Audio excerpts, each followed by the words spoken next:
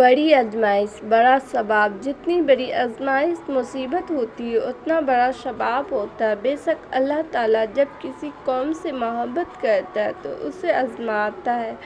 جو اللہ کی تقدیر پر راضی ہو اس کے لیے اللہ کی رضا ہے، اور جو اللہ کی تقدیر سے ناراض ہو تو اللہ بھی اس سے ناراض ہو جاتا ہے۔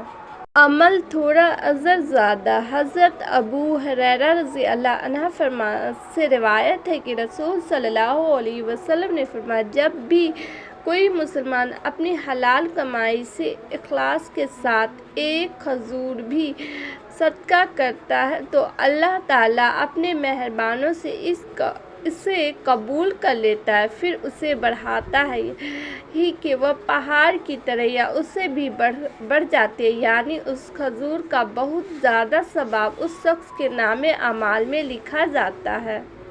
بعض دفعہ ساری زندگی گزارنے کے بعد بھی ہم یہ جان نہیں پاتے کہ ہمیں زندگی میں آخر کس چیز کی ضرورت تھی، اور بعض دفعہ زندگی کے آخری لمحات میں ہمیں احساس ہوتا ہے کہ جس چیز کو ہم نے زندگی کا حاصل بنا رکھا تھا اس کے بغیر زندگی زیادہ اچھی گزر سکتی ہے۔